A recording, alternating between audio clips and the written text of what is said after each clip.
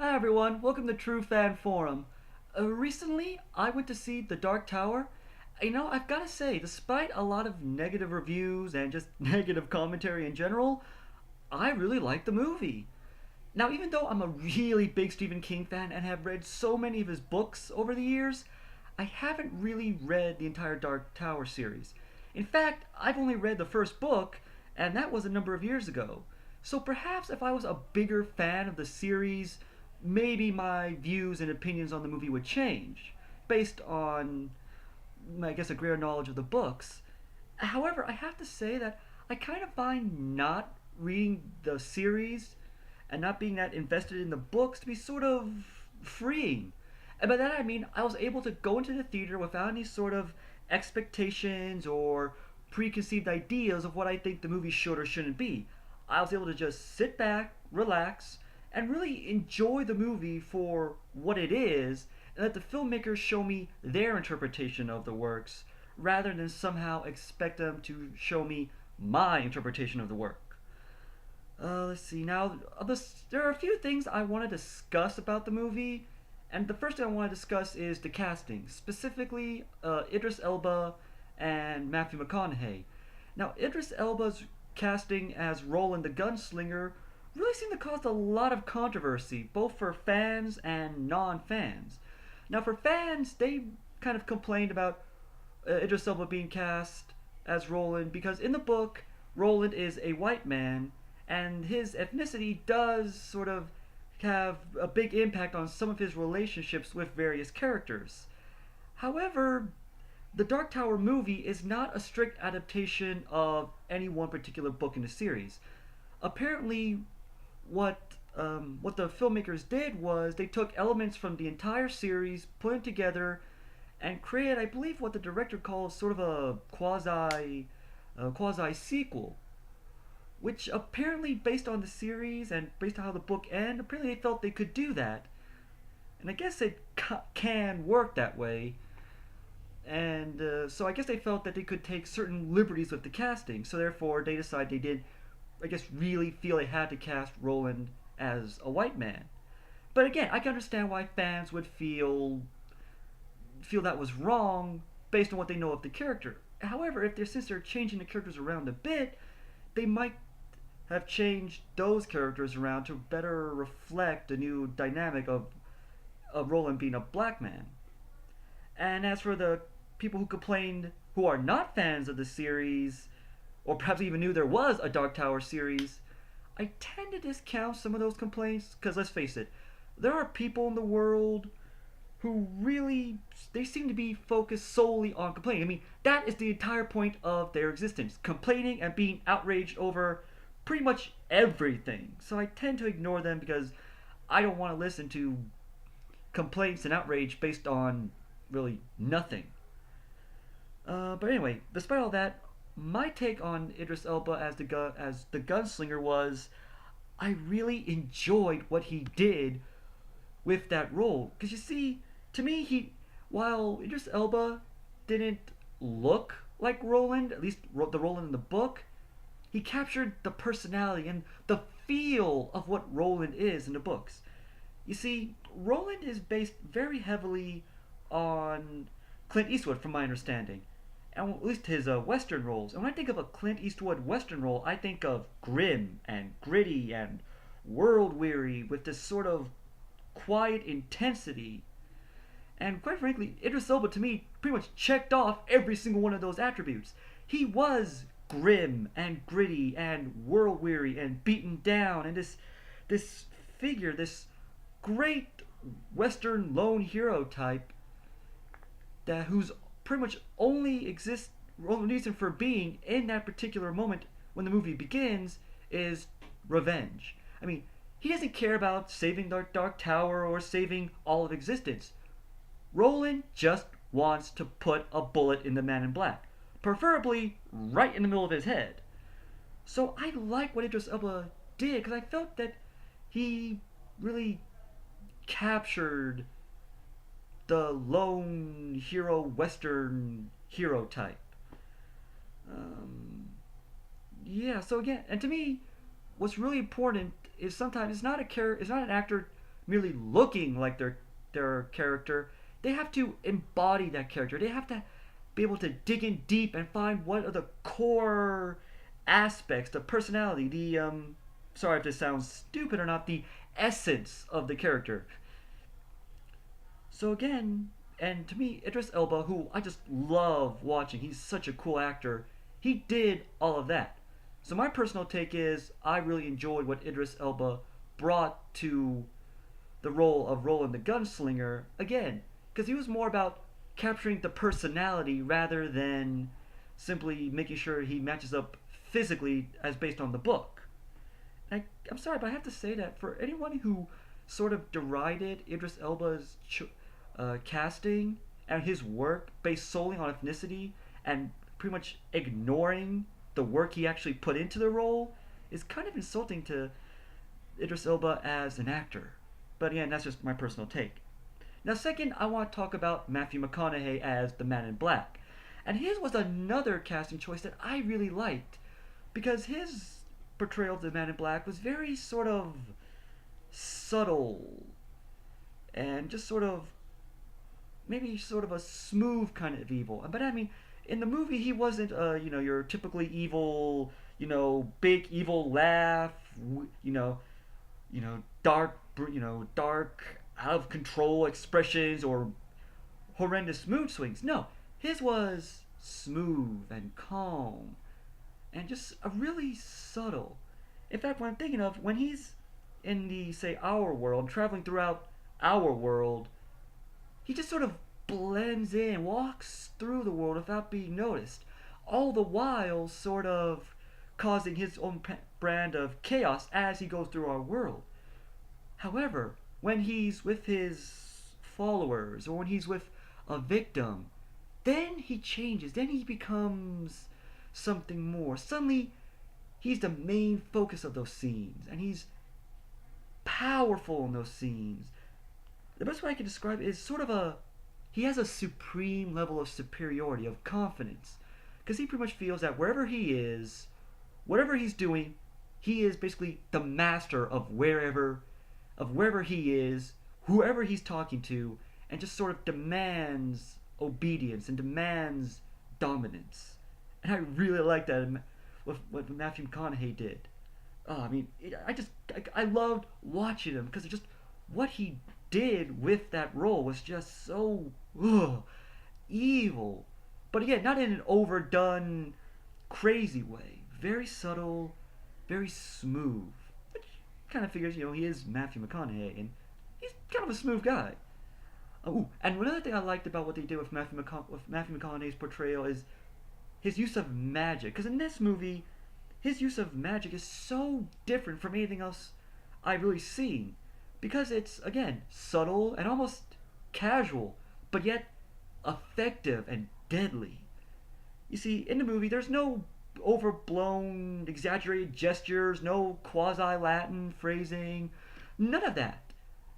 This magic was as simple as a wave of the hand or a couple of plainly spoken words, and yet it worked. His spells were, if that's what you want to call them, that's all he needed for those spells. And to me, I like that because to me that shows just how powerful he is, in that he does need to that everything he does, all of his spells, his powers, are so ingrained or so powerful that he doesn't have to exert himself. He can just do a flick of the hand or say something, and his spells will work. The best way I can describe his use of spells is that okay, here's what I want to say. When he's speaking his spells, again, if that's the proper term to use, they take on the form of a command. It's sleep, forget, speak, and stuff like that, and characters almost always automatically obey. Very few times were characters able to resist, and even then, it was a huge thing for them to resist, and ultimately they failed because the Man in Black is so incredibly powerful that his victory is almost assured. In fact, the only person able of resisting who, in fact, is actually immune to his powers is Roland, which has an interesting dynamic and kind of puts them on an equal footing where no other character has. No other character is as equal to the Man in Black and has that ability to resist him. So I like that use of magic because it's different. And to me, it's quite scary in the fact that it doesn't seem to take a lot for him to kill or do anything else. So again, I love that idea of that his use of magic in the movie. Another aspect of the movie I want to talk about is the setting, specifically Midworld. Because just a couple days ago, I started to sort of reread the first book, just a few pages, just to get an idea of the feel of the book as opposed to the movie. I have to say, the depiction of the Midworld in the book is very similar to what they did in the movie. I mean, in the movie, Midworld is desolate and barren, and quite frankly, is a dying world, which is what I got from just a few pages of The Gunslinger. So I felt that matched up perfectly. And another thing I liked about the setting was the glimpses you get of the world as it once was, perhaps in a far better time.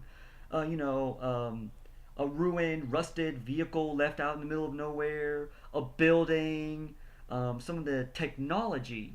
All of that kind of gave glimpses of the world as it was.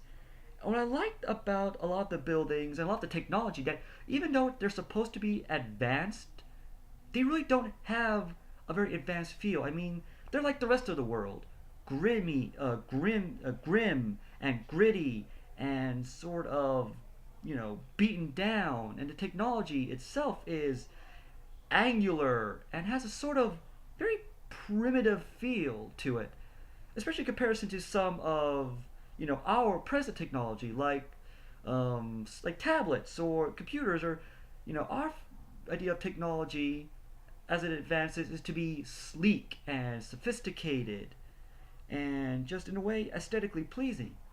But the technology portrayed in the movie is anything but. It's very, very primitive and angular and has this wonderful feel to it that matches the setting of Midworld.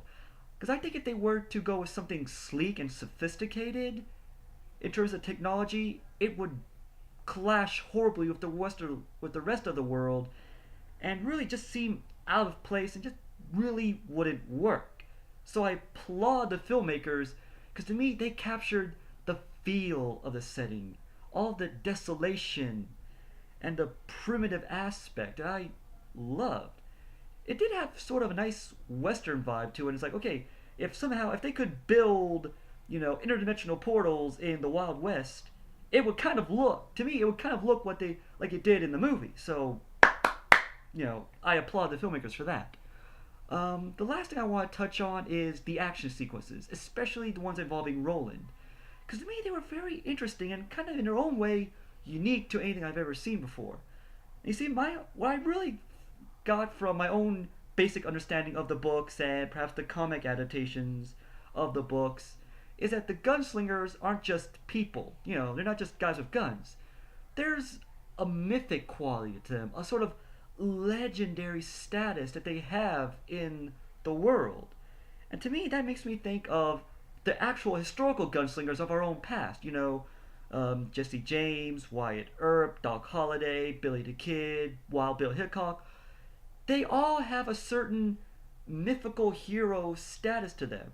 And it's funny, and even when in their own lifetimes, when they were still alive, people looked at them with a sort of reverence, a sort of legendary status. They basically treated them like they were ancient Greek heroes, which is really funny to do that to a man who's still alive.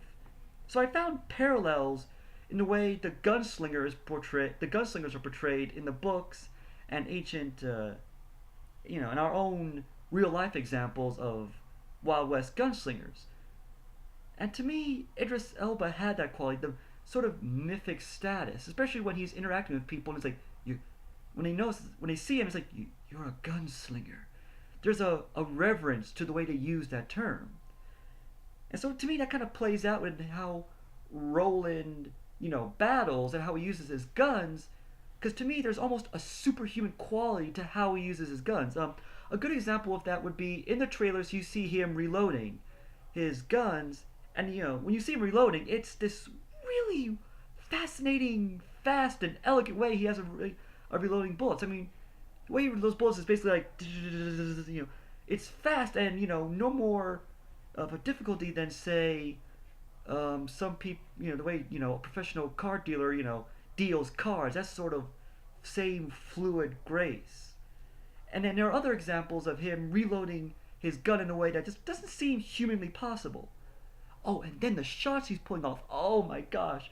The one thing I loved about his in some of the battle sequences was he is pulling off shots that frankly defy the laws of physics. And to me, that only adds to this almost superhuman status in the movie. I mean, when I was watching some of those gun sequences, I was just sitting there going, "Oh, that is cool." So I loved those action sequences because to me they felt different than other sort of gunplay you see in other movies. And again, I love it whenever I see something different, something that I haven't seen before, and the filmmakers try to do something different, try to give its own take on something as basic as shootouts. So I will again, I commend the filmmakers for wanting to do something different and wanting to show Roland as something perhaps a bit more than human, which only adds to his status and the just mythic quality he has in the movie. So that's it. To sum it all up, I liked The Dark Tower. Despite what other people said, I enjoyed it. I thought it was interesting. I had fun. And to me, that's the most important thing about going to a movie, that it is fun. And I left the theater wanting more, wanting sequels. Unfortunately, I don't think that's going to happen. Now, from what I understand, there are plans to make a TV show that ties in directly with the movie, and in fact, I think takes place before the events of the movie, and perhaps will help sort of clarify and expand the personalities of the characters and their relationships, especially Roland and the Man in Black, which I like. But as for sequels, I don't know if they're planning on making sequels. But again, I doubt it, given the so far lackluster box office performance and the really sort of negative comments, which to me is sad. Because I would gladly go and see a Dark Tower sequel. But, as the song goes, you can't always get what you want. So I guess I'll have to just live with this one movie, and I'll let a little part of me hope and pray for something more. Well, I guess that's it, folks. For me, The Gunslinger is a fun movie to go and see. So, that's just me. Anyway, so thanks for watching, and I'll see you next time.